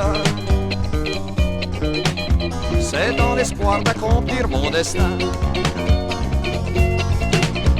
1000 après 1000, je suis triste. 1000 après 1000, je m'ennuie. Jour après jour sur la route. J'étais DJ, là, j'enchaînerais ça avec Conception de Robert Charlebois. Ah oui, c'est vrai. On a pensé à la même chose avec notre réalisateur qu'on ne nommera pas puisqu'il va lui-même s'enlever son prénom au montage. Mais oui, la reprise de Willy Lamotte. Oui, magnifique version. Moi, c'est quelque chose que je réécoute très souvent. Donc, cet album où on sent qu'il est loin de chez lui et on sent qu'il s'ennuie un peu, hein, parce que dans la fameuse chanson French Tour, il l'a dit aussi. Il y a des petits délires. On pourrait peut-être la mettre. Ben oui, quand il dit écoutez, si vous y tenez, Fred. C'est ben tannant, surtout quand tu fais une tournée, tu veux bouffer, pas de restaurant, plus rien à boire, maudit ciboire. J'pense au club sandwich, au cheeseburger, moutarde relish, tant que ça rend dur, l'hostie culture comme nourriture. Le vin, les rillettes, le pâté de foie, torcher le cul avec du papier de soie. J'en ai ras-le-bol d'entendre dire: c'est fermé, monsieur. Ah, c'est pas vrai, ça, Pépé? Ah, ben là, c'est pas vrai. Le Québec, tu parles, c'est la civilisation de l'abondance. C'est pas loin, c'est pas loin, vous pouvez faire du là. Les steaks, les frites, c'est pas vous pouvez y aller, là, c'est pas loin, c'est pas loin, c'est pas loin. Henri, toi qui erres dans la nuit vêtu de peau de bête. Merde, nom de Dieu de merde, ça me fait chier. Dieu de Mon merde, pays, ce n'est pas un pays. C'est la merde. Quoi, dit, Dieu est haut et Dieu est bas. Je suis pas d'ici, moi. Le lendemain, 7h du mat. Bon, ça fait fret en tabarnak. Qu'est-ce qu'ils font, pas? Bon, c'est bon. On sait bien. Il y en a toujours qui sont jamais. Merde. Super le tabac. Ça, ils savent bien manger, mais ils savent pas chier. 7h. Je prends mon petit déj jusqu'à la fin. La crève que je te dis, mais je me suis levé. Oh, oh. Je me suis levé de bon matin, j'avais une folle envie de croissant. Je descends mon escalier, j'arrive en bas, je me dirige à la pâtisserie. J'entre dans la pâtisserie, la nana elle est là. Je lui demande, madame, je voudrais des croissants. Elle me dit, et voilà. ou au beurre. Donc, on voit ici, ça laisse aucun doute sur l'ambiance de la tournée, mais aussi sur ces amitiés qui se soudent dans les difficultés de la route et qui vont se souder pour l'avenir. Alors là, Fred, on va commencer avec une séquence d'albums. On va tous les nommer avec Livraison par en arrière, Métamorphose. Ce sont les albums moins connus, je pense. Je sais pas s'ils sont moins connus. Il y a quand même pas mal de succès là-dessus, mais je suis assez d'accord avec vous pour dire que c'est peut-être dans une période au Québec où... On était moins dans une période moins plumesque. Oui, et bon, là, faut se replacer dans le contexte. On a Paul Piché qui fait cocher oui, cocher non. On a Michel Rivard qui part avec le trou dans les nuages. On sent la musique québécoise qui veut s'ouvrir. On est post-référendaire aussi, donc qui se cherche et qui veut s'ouvrir un peu à l'extérieur. Oui, alors que Plume, lui, reste fidèle à lui-même. Et là, on va avoir un peu moins de choses qui vont casser la baraque, comme Bob Epine, justement. Des albums comme ça, où il y a vraiment les fidèles plumeurs qui vont le suivre, sur lesquels il y aura des succès, mais il va le dire lui-même, sur lesquels les radios ne le joueront pas beaucoup. Donc, c'est vraiment un public d'amateurs avertis qui va commencer à le suivre. On n'aura plus ces grands cris-là, comme Bob Epine et Mangeons du bon ragoût, justement. Donc, peut-être un peu moins connu à cause de ça, je suis d'accord avec vous, mais des grands classiques. Livraison par en arrière, un album avec Chien fou. Ça, c'est des succès qui se sont construits avec le temps.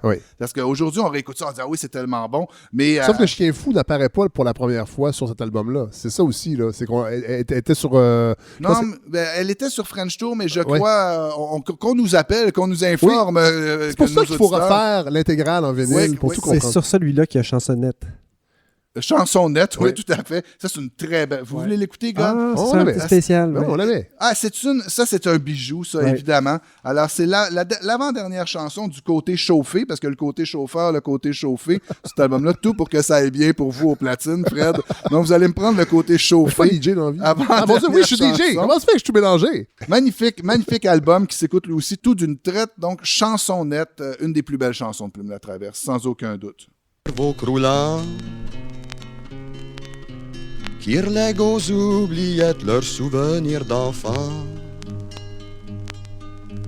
et dont l'intolérance les a vite dépourvus de toute la transparence que leur enfance a eue.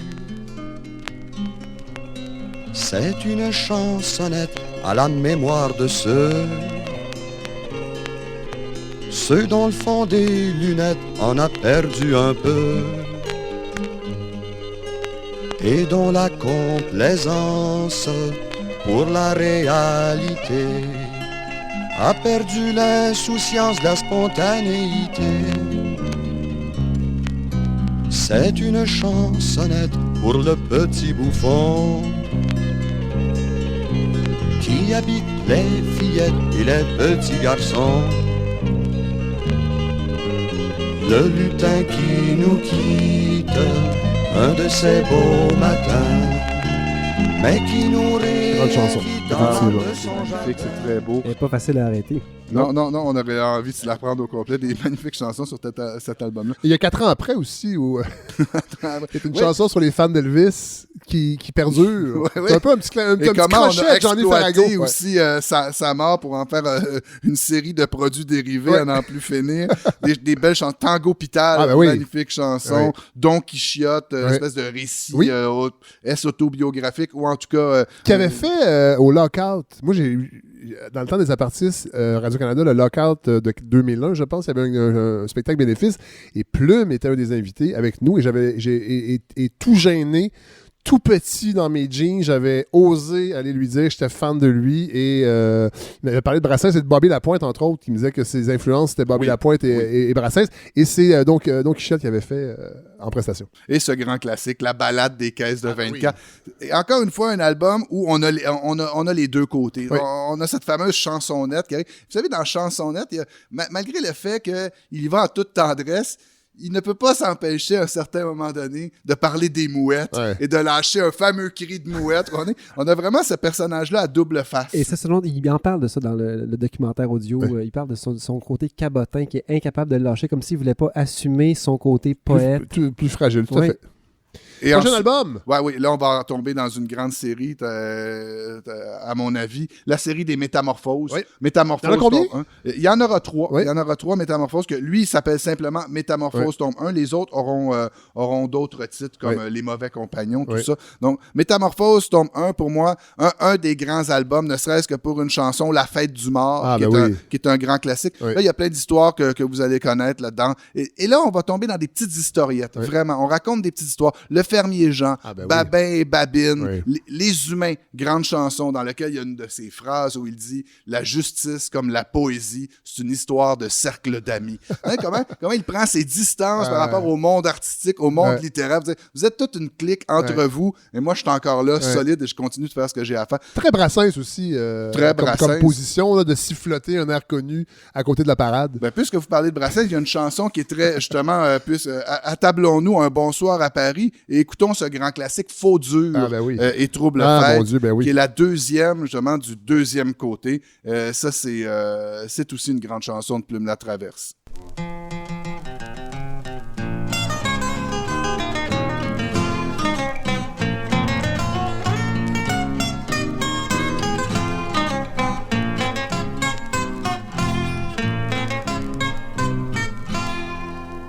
Nous étions là quelques joyeux amis, à avoir soif un beau soir à Paris. Le bord farmamé à force de grimaces nous eûmes droit à un verre sur la terrasse. Nous n'étions pas aussitôt installés au bruit des chaises et des tables collées que deux intrus en mal d'amour se mirent en frais de nous tourner autour. Les discussions plus ou moins évasives, compte tenu de cette heure tardive, se virent agressés sans dessous par nos deux troubles faits en mal de coups. Et puis soudain, d'un geste un peu trop long, l'un d'eux mouille de sa bière mon pantalon. Je me lève nu par un instinct batailleur, tout prêt à y arracher le cœur. Mais dans un dernier sursaut salutaire qui s'immiscie entre la paix et la guerre, je me retins de lui sauter d'en face pour calmement me rasseoir à ma place. C'est presque une toune parfaite, ça. Oui. Ah oui, et cette petite introduction de guitare qui est devenue mythique, un peu comme l'introduction de Wish You Were Here, presque de Pink Floyd. Dès qu'on entend ces notes-là, on sait que la chanson va commencer. Il y a pas une façon de raconter une anecdote très, très Brassens aussi. Oui, il n'y a pas une chanson qui est ratée sur cet album-là. C'est un petit scénario, cette tune-là, vraiment. Oui, tout à fait. Et puisqu'on parlait des groupes de plumes qui changent de nom à tous les albums, ici, on est avec le groupe En route vers de nouvelles aventures, et ça va signer un peu, vraiment, et là, on sent vraiment le son qui se forge avec et l'unité des musiciens, une fusion musicale qui va perdurer et on va continuer avec ce fameux Métamorphose tome 2, un de mes albums préférés, Les Mauvais Compagnons. À mon avis, la chanson même, Les Mauvais Compagnons, c'est un grand classique de Plume la Traverse, bien qu'elle ne se trouve pas sur cette chanson, sur ce disque-là. Ça aussi, c'est très plumesque. C'est très plumesque, tout à fait. Et là, des grandes chansons sur cet album-là aussi. On va les passer vite parce qu'on ne veut pas non plus en faire trop. En faire trop autour de plus. Cet album, Métamorphose tome 2, je vous passe la platine, comme ça. Je le connais moins, cet album-là. Je l'ai moins vu. Évidemment, c'en est un qui a absolument pas été numérisé, mais je l'ai jamais vu physiquement dans mes mains. En fait, c'est la première fois que je le vois. Merci. Ah ben écoutez, il y a des chansons c'est comme Auguste Gustave. Je vous le... Parce qu'il y a beaucoup de chansons sur cet album-là qui ont été numérisés sur les lourds passés, dont la prochaine, le Gamazinage, qui est tellement une bonne chanson. OK, ça c'est votre choix sur cet album-là. Oui. Allons-y avec ça. Ça vous dérange? Non, pas du tout. Il y en a tellement des bonnes.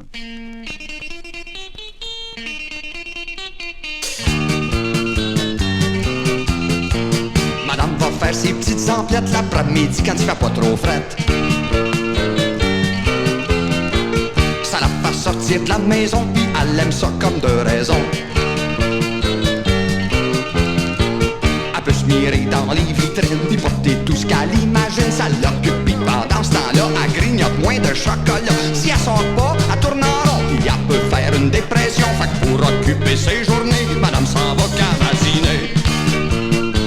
Ah, c'est un bon choix, vous avez bien fait, parce que c'est un bel exemple aussi de la fusion du groupe. Oui. Vous entendez comment le groupe est aligné au quart de tour sur cette chanson. Il est plus technique que ce qu'on retrouve sur les premiers albums. Oui, et il y a alors évidemment des grands succès là-dessus. Gisèle avec 2L, dont vous nous parliez tantôt. On peut mettre un petit extrait. Est-ce qu'on se la met un peu, gars? C'est pour vous, ça. Gisèle avec 2L, un grand classique, une très belle chanson, celle-là aussi. Une vieille prostituée.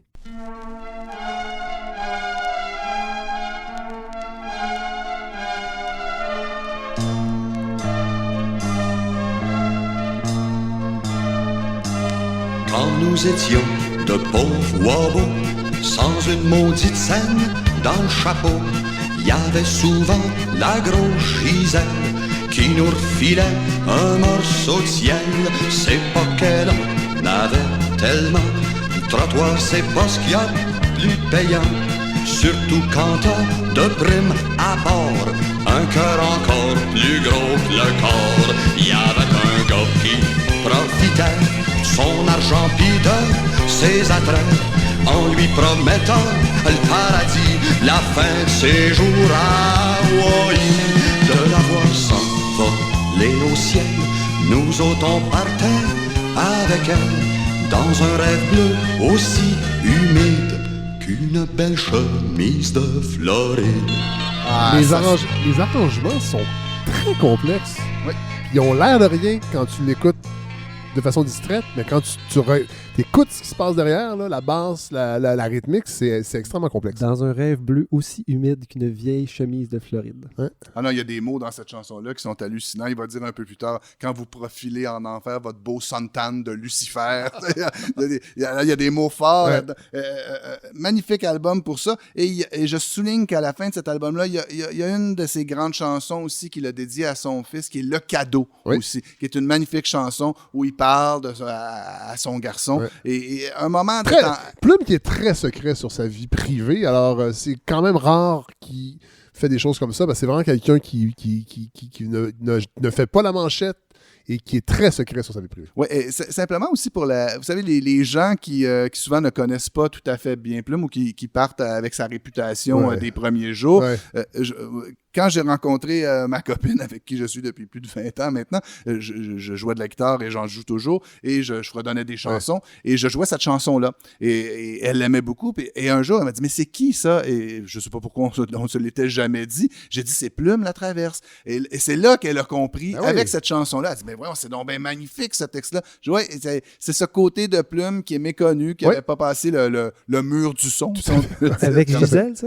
Oui, Gisèle, une très grande chanson. On poursuit avec un autre album, justement. On arrive presque assez rare aussi, que j'avais jamais vu avant de venir ici. Autopsie canalisée. Oui. Que je connaissais de nom, mais j'avais jamais tenu l'objet vinyle en télé. Oui, ça là-dedans, il y a des chansons, je dirais que l'ambiance peut être assez sombre. Hein, des chansons. D'ailleurs, c'est peut-être celle-là que je vous dirais qu'il est très magané, mon album. Ben, ils sont tous maganés, comme vous avez entendu un peu. On est tous un peu maganés. On est tous un peu maganés. Il y a des magnifiques chansons. Il y a la fameuse chanson de Jean-Claude, là, qui est la chanson dédiée à son guitariste, un musicien. Il y a qui est un clin d'œil, je trouve, en tout cas, à la chanson Alexandre de Nino Ferrer. Ah, ben écoutez... Qui est la même personne qui fait des gaffes et que tout le monde se demande c'est qui a fait ci, qui a fait que ça. Et je trouvais que j'imagine que Plume a déjà écouté un peu Nino Ferrer aussi. Chanson qui signe aussi une grande camaraderie. Le groupe s'appelle toujours Les Mauvais Compagnons. Et ça, là, on est vraiment dans ce groupe soudé qui avance ensemble.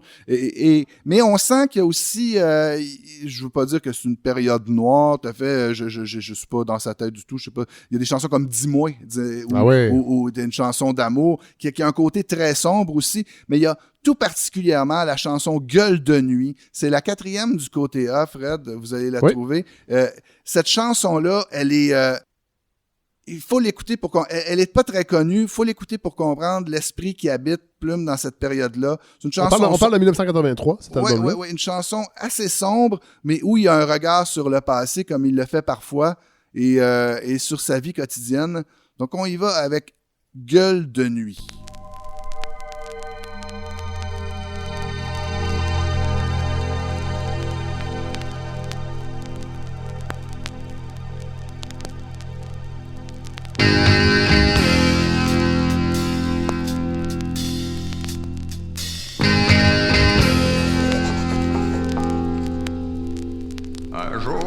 ces 4 matins.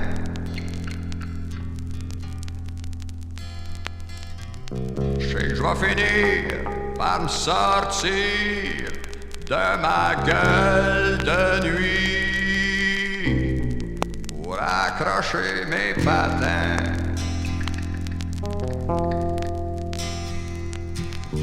Il va falloir que les jambes me patinent en hostie. Tu sais, veux-tu? J'suis pas avec perdre la face pour tomber pile. J'suis pas avec butaner des sourires. J'suis pas avec faire plaisir aux imbéciles. J'suis pas avec de m'affranchir. Vous voyez, hein? Ah ouais, je l'avoue, c'est une chanson que je connaissais pas du tout. C'est une des très grandes chansons de Plume, à mon avis, où il y a un regard sur lui-même, il y a un regard sur ce personnage qui a toujours refusé de faire des concessions. Ouais. Il dit, je suis pas à la veille de perdre la face pour tomber pile, je vais pas putainer mes sourires, je vais rester fidèle à moi-même, malgré le temps qui passe. Donc, je continue de faire ce que j'ai toujours fait, mais on voit, il y a une amertume dans cette chanson-là. C'est très fort. Et il n'y a pas beaucoup de chansons très connues sur cet album-là. Ouais. Sinon, peut-être le grand classique dans n'importe quelle ville, qui est pour moi une des plus belles chansons. Qu'on retrouve sur la série des albums Le Long Passé de Plume à travers sur les plateformes numériques. Tout à fait. On y va avec... Ah, il y en a encore un que là, je ne l'ai pas en vinyle pour vous, malheureusement, parce que je tente de le trouver sur Kijiji. Si un auditeur dans la région de Montréal cherche à se départir du fameux Insomnifère que j'ai en cassette.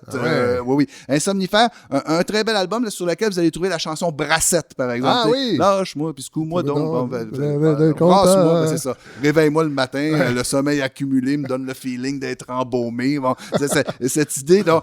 T'as peur? Ouais, la chanson peut-être la plus connue de l'album. Un album qui est assez mystérieux, méconnu aussi, assez rare. On pourra peut-être en faire jouer une copie... éventuellement. Si on la reçoit, on va la faire jouer. Si on la reçoit, on en fera jouer. Il y a une chanson sur cet album-là qui s'appelle Les Sangsues. Et Plume a parlé de ses chansons pour les comparer aux arts graphiques. Il va dire, parfois, je fais des petits croquis. Parfois, je fais une caricature. Et parfois, je fais une toile avec beaucoup de couches d'huile. C'est un peintre. Oui, c'est un peintre, oui. Et un peintre et dessinateur. Ça. Et quand il va parler, par exemple, de la chanson Les Pauvres, pour dire, ça, c'est une huile avec beaucoup de couches, où on revient souvent. Il y a une chanson, Les Sangsues, sur cet album-là, qui est vraiment un travail de texte, un travail de rime et de prononciation. Très belle chanson sur, donc, Insomnifère, que je n'ai malheureusement pas. Et j'en porte le deuil. Alors, quelqu'un qui a une copie à vendre, écrivez-nous. Écrivez-moi en premier.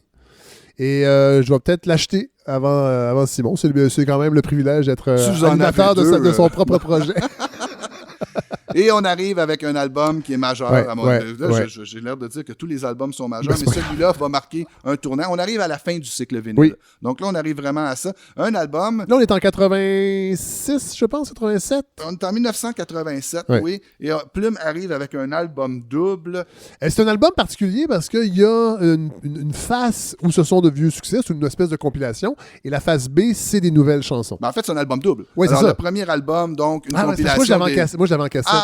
C'est ça. La face A, c'est des anciennes chansons, puis la face B, c'était des nouvelles chansons. Donc, c'est ça. D'un début à l'autre, le titre le dit. C'est d'ailleurs de ce titre-là que s'est inspiré Mathieu Beauchamp, sans aucun doute, pour sa balado d'un Plume à l'autre. Donc, d'un début à l'autre, un album magnifique. Évidemment, il y a la compilation pour laquelle j'avais assez peu d'intérêt quand je l'ai acheté, puisque j'avais déjà toutes les chansons que je connaissais. Mais il arrive là avec... Bon, là, on a un nouveau nom de groupe, les Wabo Boys, OK? Et là, il est en formule vraiment trio, basse, guitare, et lui avec Marsan, et lui avec sa guitare acoustique.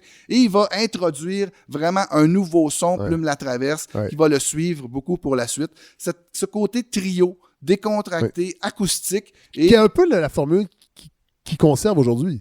Qui a conservé pour beaucoup, même si après ça, il a repris des formules rock comme sur Chansons pour toutes sortes de monde aussi. Là, on est avec des grands orchestres parfois. Mais là, on a vraiment un album bien ramassé avec des magnifiques chansons et où on met tout sur le texte puis la présence des trois gars ensemble. Donc, sur cette fameuse face qui s'appelle « À l'autre ». Et ça va marquer donc c'est un album charnière dans la carrière de Plume. Non seulement ça va être la charnière entre les vinyles et après ça, il ne fera plus jamais d'album vinyle. Voilà. Et on est exactement dans la période où on nous prédisait la fin du vinyle et l'avenir du CD. Et au moment où on vient d'échapper un 45 tours. Oui. ben faut que je vous parle de ce 45 tours-là. J'ai ce 45 il y a une anecdote fabuleuse. Oui, il y a la chanson La piste cyclable. Ben, on va la mettre directement sur l'album parce que j'ai pas la petite bague. La piste cyclable, d'ailleurs, il la fait encore aujourd'hui. Ah oui, ben allez-y, parce que je suis pas sûr de ma table tournante quand elle est au 45 tours, Fred. Racontez l'anecdote sur le conseil de ville. Quand j'ai su que cet album-là allait sortir, moi, c'est que je l'ai appris aux nouvelles télévisées. C'est que il y a une chanson qui s'appelle La piste cyclable que vous ne pourriez plus écrire aujourd'hui à moins de vous vouloir vous faire démolir sur les médias sociaux. On va en écouter un bon petit bout de celle-là. C'est une chanson où Plume prend position politique, où à Montréal, ils viennent d'installer la fameuse piste sur la rue Rachel. Ouais. Et là, Plume habite dans ce coin-là, à ce qu'on se comprend. Et tout le monde trouve que ça n'a aucun bon sens. Qu'est-ce que ça fait là, une piste cyclable? Les camions peuvent plus passer. On va finir par frapper un cycliste avec cette cossin-là. Et Plume, donc, se présente au conseil de ville avec sa guitare, se lève dans une participation citoyenne pour proposer sa position et il va chanter exactement cette chanson-là. Hey, je suis là, regarde donc le gars avec le bicycle mauve.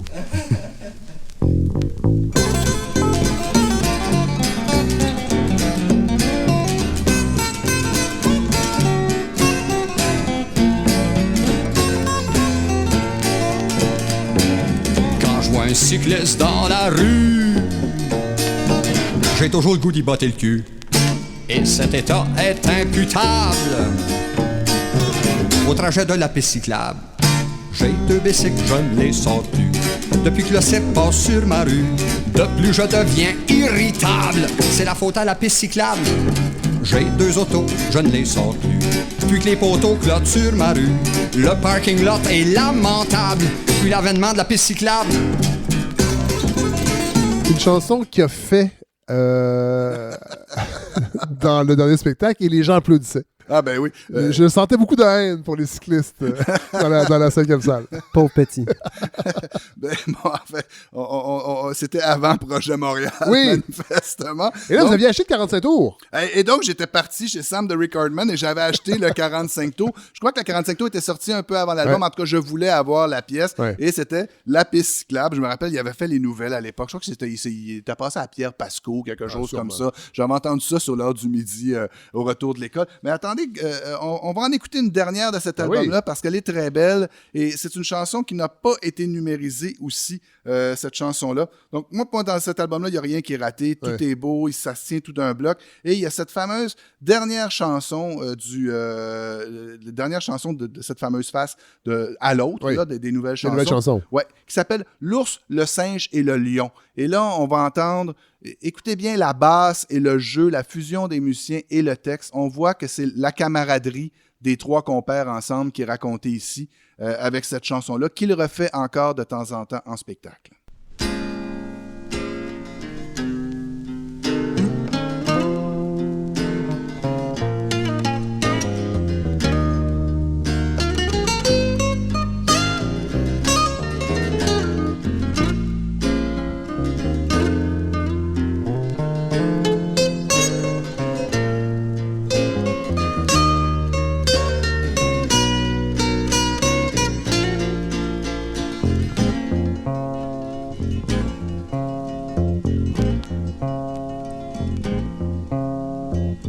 Plein hiver, je crois, un cirque planta sa croix, c'est clic, c'est clac, dans une publique flaque.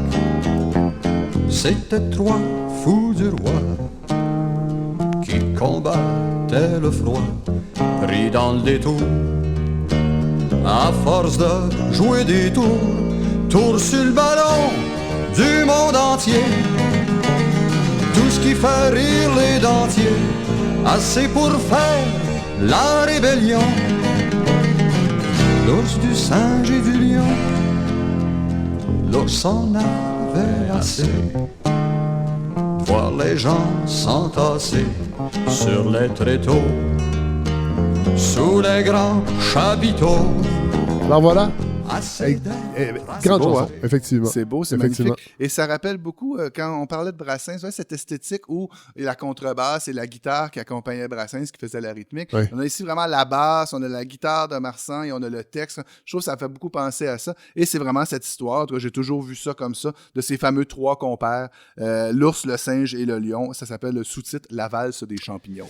Alors, c'est ce qui complète ce trip de fans de Plume. Donc, c'est l'aspect vinyle, parce que là, évidemment, il y a d'autres albums après. Il va y avoir chansons pour toutes sortes de monde. Le dernier album de Plume est sorti il y a pas si longtemps, je pense. Non, tout à fait. Et il y en aura d'autres par la suite. L'esthétique qu'on va retrouver sur cet album-là, justement, d'un début à l'autre, dans Chansons nouvelles, c'est évidemment ça aussi. C'est vrai. Qui est, à mon avis, vraiment l'album le plus accompli de Plume reste Chansons nouvelles, qui est vraiment un album phare pour moi. Oui. Mais il y en aura d'autres par la suite. Mais eux, vous pourrez les découvrir par CD. De toute façon, si on voulait faire une émission sur l'œuvre entière, il faudrait passer encore 3 heures. Oui. Donc, c'était vraiment le cycle vinyle de Plume la Traverse. Et là, je vous le dis. Est-ce que ça se peut que Plume ait 300 tonnes? Ah, sûrement. Sûrement. Faudrait je serais pas étonné, mais là, on va talonner Faneuf.